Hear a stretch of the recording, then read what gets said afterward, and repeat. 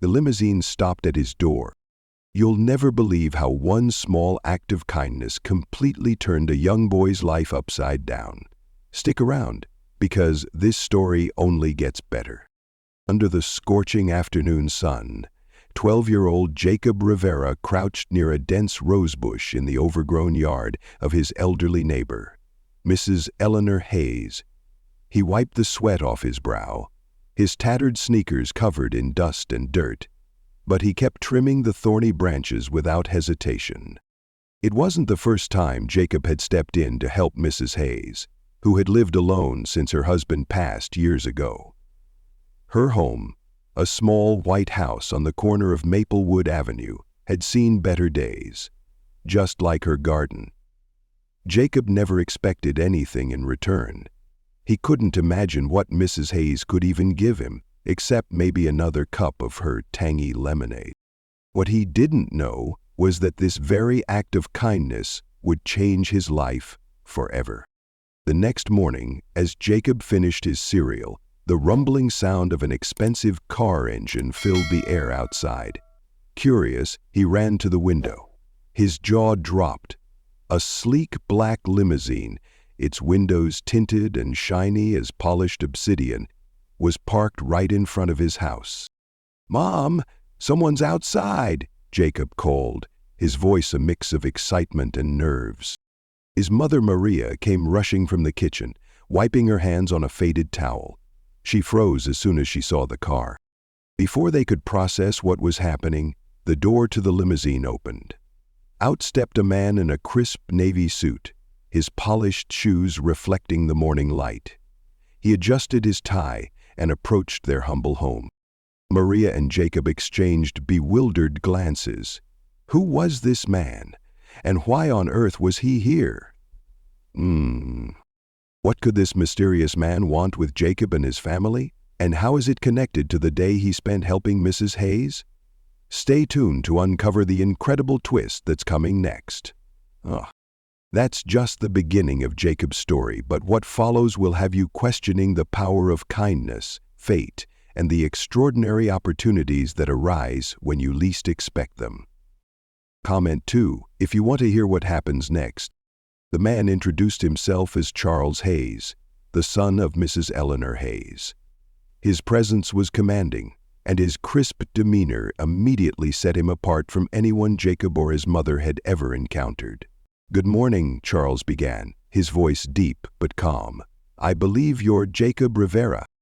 Jacob nodded cautiously, glancing nervously at his mother, who had stepped closer to the doorframe. "My mother, Eleanor, spoke highly of you.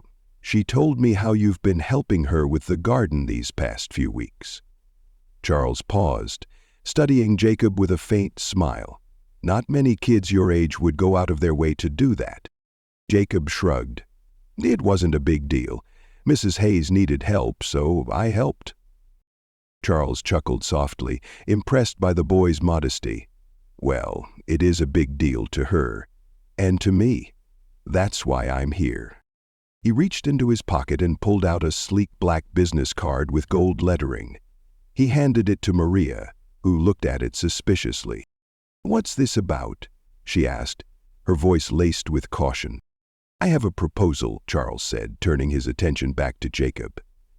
"I recently purchased a property on the edge of town, quite a large estate. It has sprawling gardens, much like the one my mother used to keep before life made it difficult for her. I've been looking for someone trustworthy and hard-working to help me restore it, and after hearing about Jacob from my mother, I think he's the right person for the job." Maria blinked in disbelief. "You want to hire my son?" Charles nodded. "The work wouldn't interfere with his school schedule, and I'd ensure transportation to and from the property. Of course, he'd be compensated fairly." Jacob's mouth fell open. Was this man serious? Just yesterday he was pulling weeds from Mrs. Hayes's flower beds. Now someone was offering to pay him for doing the same thing, on a grander scale. Before he could say anything, Maria stepped in. "Mr. Hayes, I appreciate the offer, but Jacob is just a child. I don't want him taking on too much responsibility." Charles raised a hand gently. "I understand your concern, Mrs. Rivera, but this isn't just about gardening, it's about opportunity.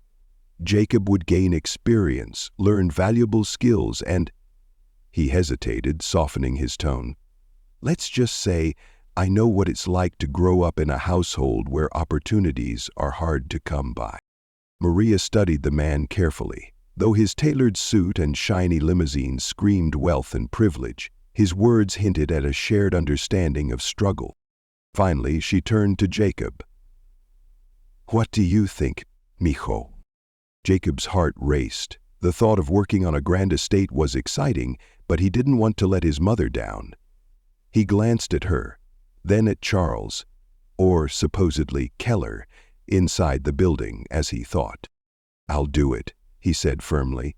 "If it helps Mrs. Hayes and you trust me to do a good job, I'll do it." Charles smiled broadly.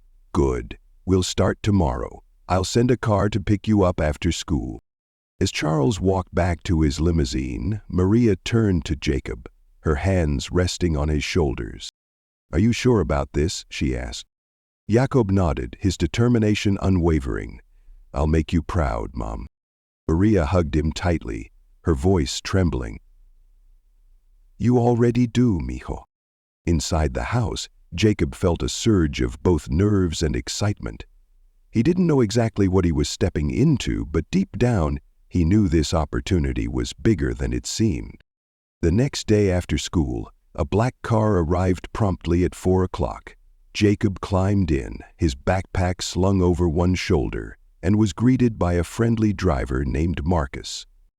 "It's a bit of a drive," Marcus said, smiling through the rearview mirror, "but you'll like it when you see it."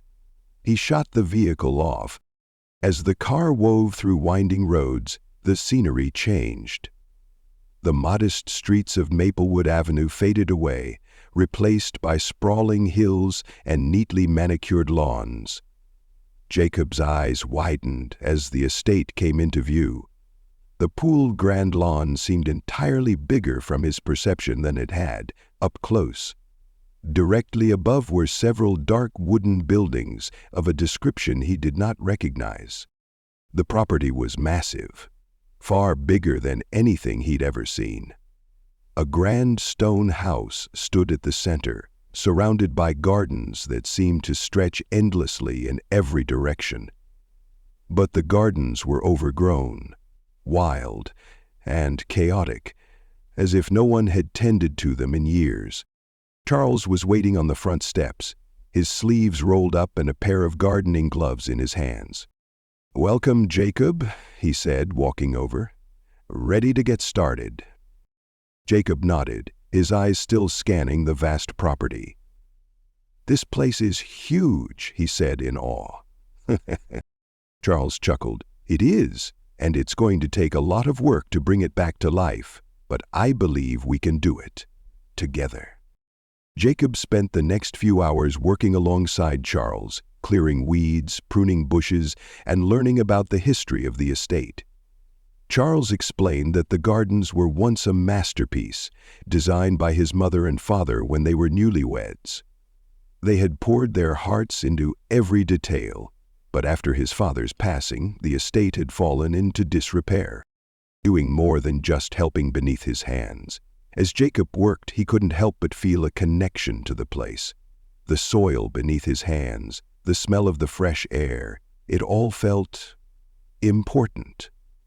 Like he was doing more than just gardening, he was helping to bring something forgotten back to life. When the sun began to set, Charles handed Jacob a bottle of water and sat beside him on a stone bench. "You did good today, Jacob," he said, his voice sincere. "This garden, it's more than just plants and flowers. It's a reminder of what was, and what can be again." Jacob looked up at Charles, the weight of his words sinking in. And in that moment, he realized this wasn't just about fixing a garden. It was about restoring hope for both Charles and himself. The days turned into weeks as Jacob continued working at the Hayes estate. Each afternoon after school, the sleek black car would pull up in front of his house. and Jacob would step inside, feeling a mix of nerves and excitement. At first, it was overwhelming. There was so much to learn, and the sheer size of the garden made it feel like an impossible task. But under Charles's guidance, Jacob started to find his rhythm. The once chaotic garden was slowly taking shape. Roses that had been strangled by weeds now stood tall, their blooms vibrant against the deep green foliage. Rows of hydrangeas, long forgotten, were trimmed and watered, their colors beginning to return. For Jacob, each task felt like more than just physical labor. It was a way to prove to himself and to others that he was capable of something bigger. But it wasn't just about the work. Over time, Jacob and Charles developed an unlikely bond. Charles, despite his polished exterior, turned out to be surprisingly down to earth. He shared stories about growing up in the shadow of the grand estate, and about his father, a stern but loving man who had taught him everything he knew about gardening. "You remind me of my dad," Charles said one evening as they worked side by side. "He believed in hard work, just like you do. He used to say that every garden tells a story, and it's up to us to make sure it's worth remembering." 2. Jacob looked up from the hedge he was trimming, a small smile on his face. "Do you think this garden can be like it was before?" Charles paused, leaning on his rake as he surveyed the progress they'd made. "Not exactly like before," he said thoughtfully. "But maybe that's a good thing. Gardens, like people, need to grow and change, and sometimes starting over makes them even better." "Sorry about the dirt." Jacob nodded, the weight of those words settling in his chest. He thought about his own life, about his mom who was working long hours at the diner, about the kids at school who still teased him, about the stack of bills that never seemed to shrink. Maybe, he thought, starting over wasn't just for gardens. One Friday afternoon, as Jacob was clearing out a patch of ivy near the old stone fountain, his hand brushed against something unusual. It wasn't a rock or a root. It was something hard and smooth, hidden beneath the tangled vines. Curious, he pulled the ivy back and uncovered a small, rusted metal box. "Charles," Jacob called, holding up the box. "I found something."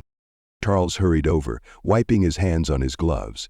His brow furrowed as he took the box from Jacob. "Where did you find this?" "Right there," Jacob said, pointing to the spot near the fountain. It was buried under the ivy.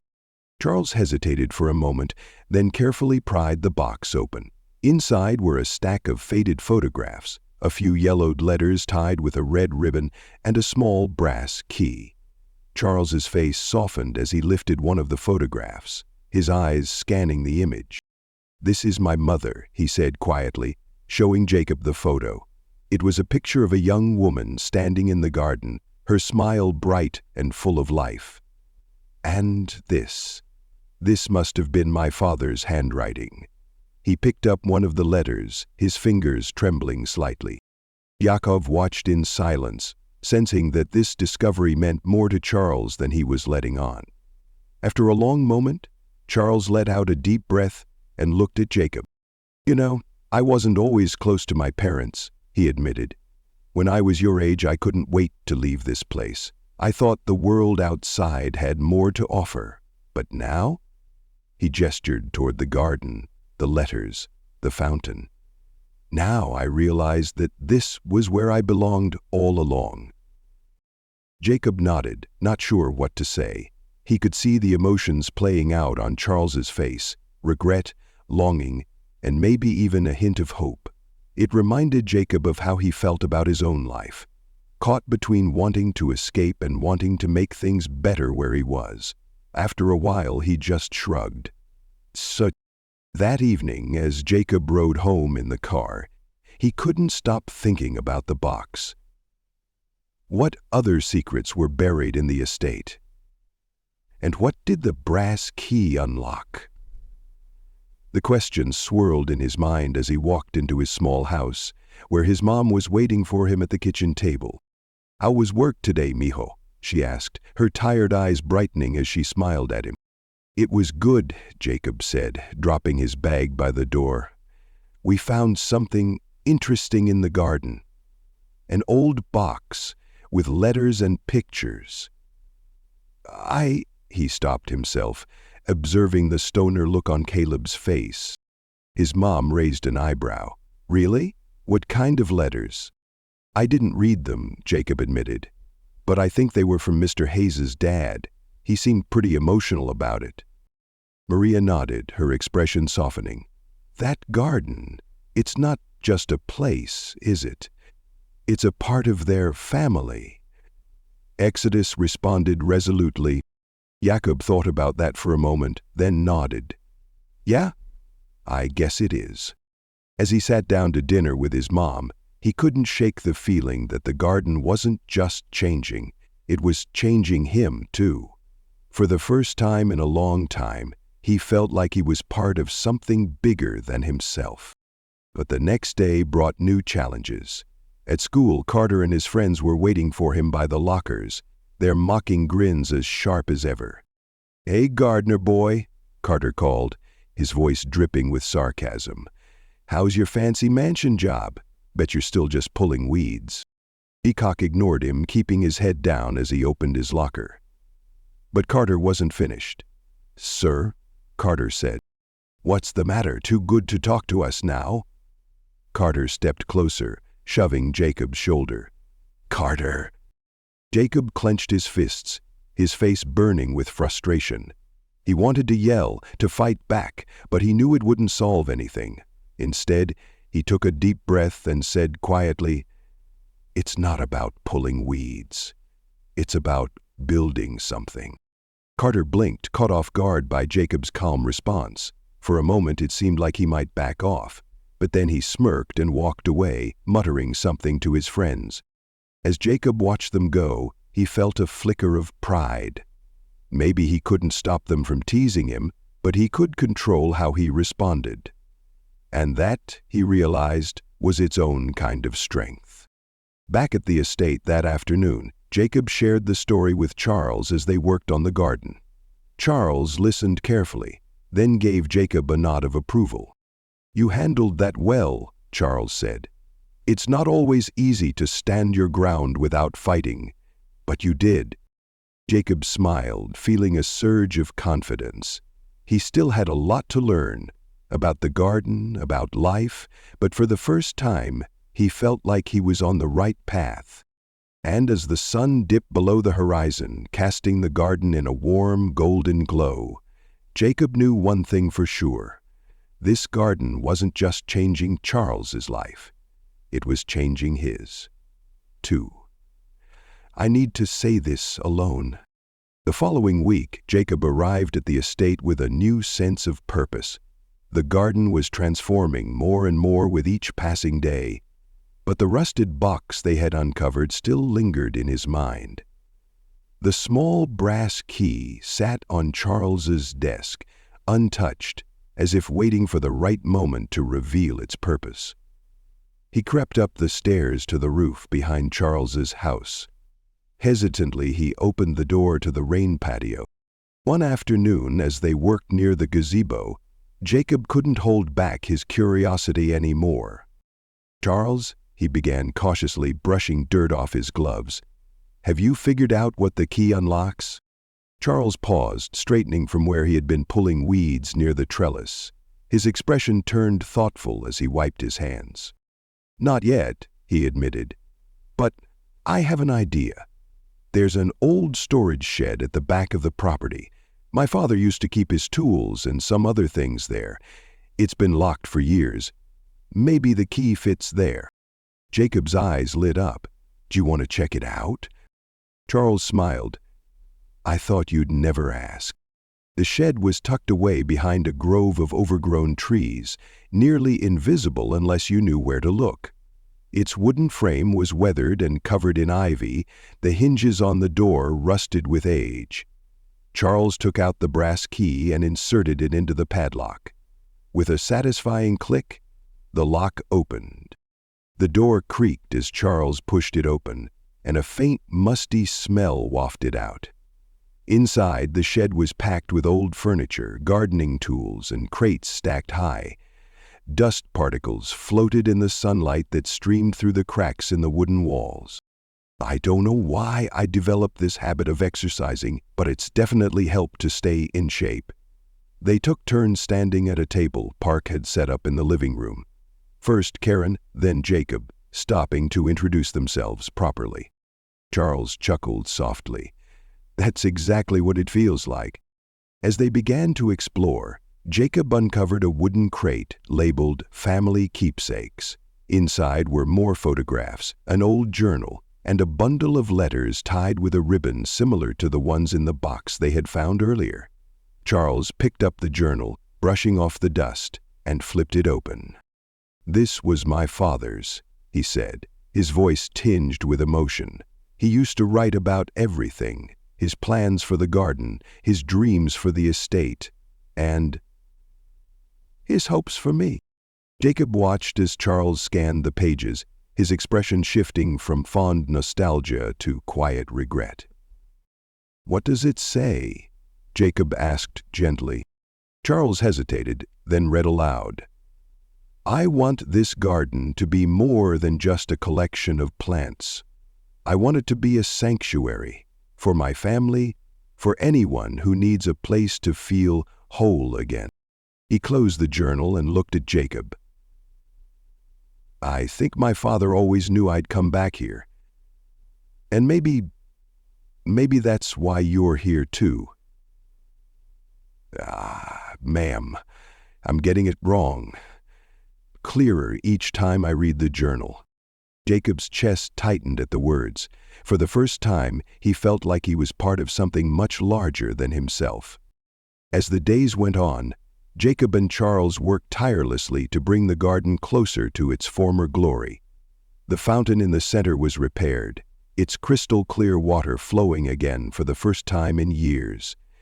New flowers were planted along the pathways, and the once overgrown hedges now stood neatly trimmed. But it wasn't just the garden that was changing. Jacob felt himself growing stronger, not just physically, but emotionally too. He began to notice a shift in how he handled challenges at school, at home, and within himself. When Carter tried to tease him again, Jacob responded with calm confidence, and the bullying began to lose its power over him. Even Maria noticed the difference. One evening, as Jacob helped her prepare dinner, she smiled at him. "You seem different lately, mijo," she said, slicing vegetables. "More sure of yourself." Jacob shrugged, though a small smile tugged at his lips. "I think working at the estate is helping me. It's not just about the garden, it's about figuring out what I'm capable of." Maria's eyes softened.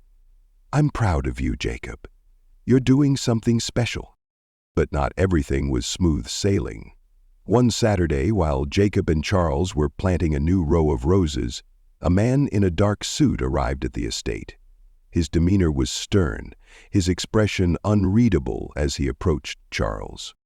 "Mr. Hayes," the man said curtly, "I need to speak with you, privately." Mr.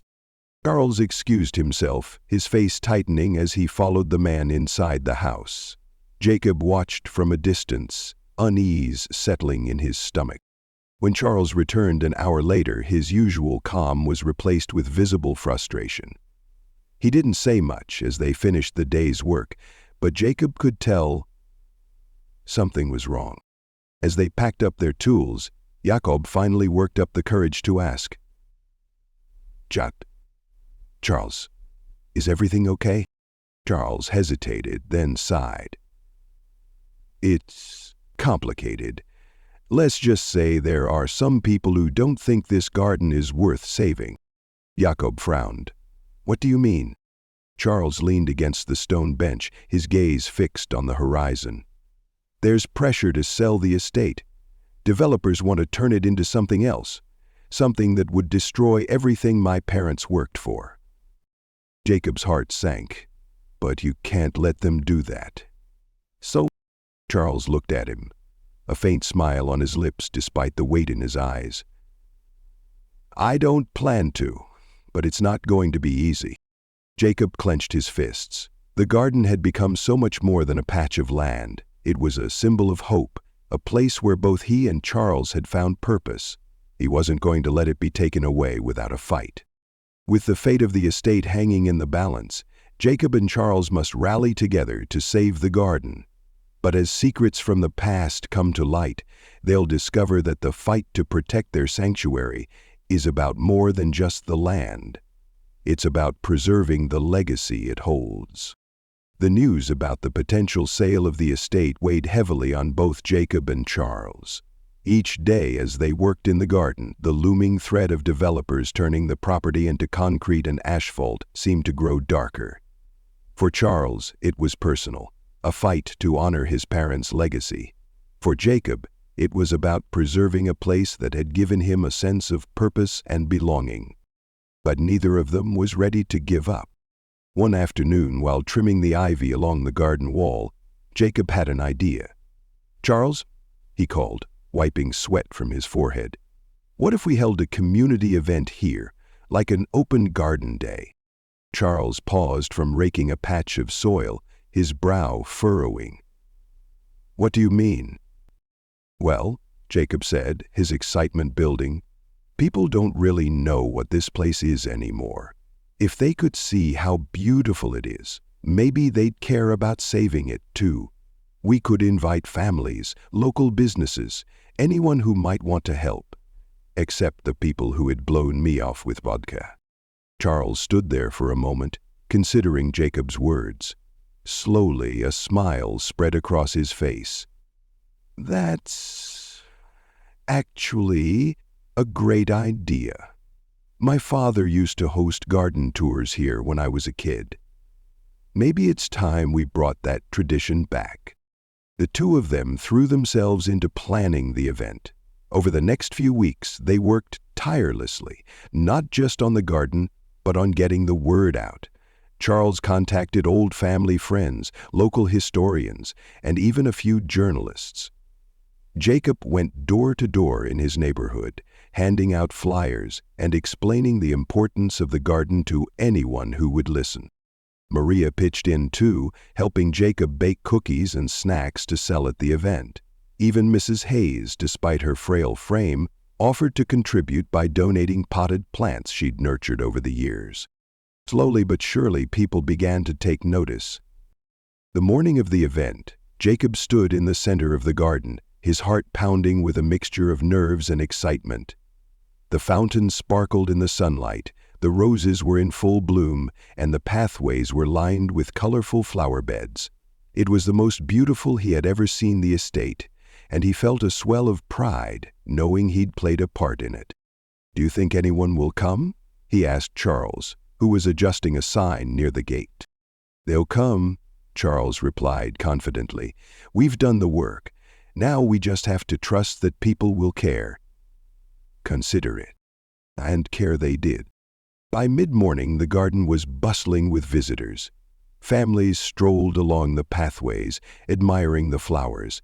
Children laughed as they played near the fountain.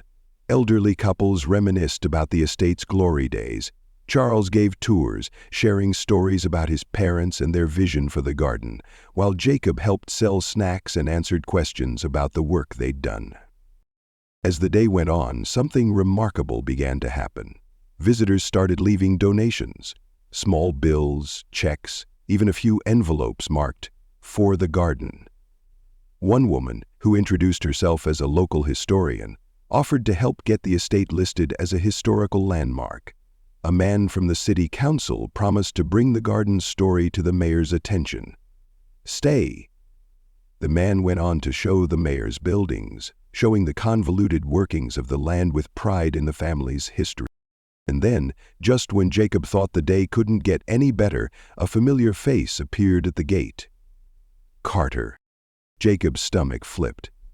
What was he doing here? Carter walked into the garden, looking uncharacteristically unsure of himself. He stopped near the snack table, shoving his hands in his pockets. "Hey," he mumbled, glancing at Jacob. "This place, It's pretty cool. Jacob's eyes traveled across Ella, her eyes drifting to his face.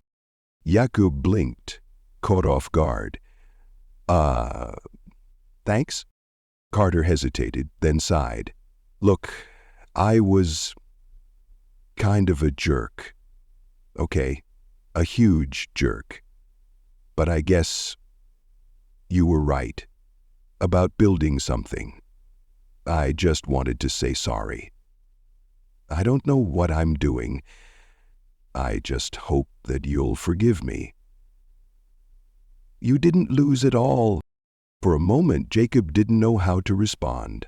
But then he remembered what Charles had said about the garden being a place for everyone, a sanctuary. He nodded, a small smile tugging at his lips. Thanks, Carter. That means a lot. By the time the sun began to set, the garden was quiet again, the last visitors trickling out through the gate. Jacob and Charles stood near the fountain, surveying the scene. We did it, Jacob said, his voice filled with wonder. Charles nodded, a look of gratitude on his face. We did, but this is just the beginning. She continued. He pulled a notebook from his pocket and handed it to Jacob. Inside were pages of plans for the garden. New flower beds, a vegetable patch, a small greenhouse. He closed the notebook and slipped it back in his pocket. This garden isn't just about the past, Charles said. It's about the future, and I want you to be part of that. Jacob stared at the notebook, his heart swelling with pride. I'd love that, he said. I'd love that more than anything. The garden survived. Thanks to the community's support, the estate was saved from developers, and the Hayes Garden became a cherished part of the town. Jacob continued to work alongside Charles, learning not just about gardening but about leadership, resilience, and the power of hope. Years later, as Jacob walked through the now thriving garden with his own children, he couldn't help but smile. The boy who once felt small and powerless had grown into someone who could make a difference, and it all started with one small act of kindness. The garden wasn't just a place. It was a lesson. It taught Jacob, Charles, and the entire community that sometimes the things worth saving aren't just physical. They're the values, memories, and connections that make us who we are. If this story moved you, let's spread the message together. Share this video with someone who could use a little hope today. Don't forget to leave a comment. Your thoughts inspire us. And hit subscribe to join the elderly wisdom community for more heartwarming stories like this. Together, we can keep kindness and wisdom alive.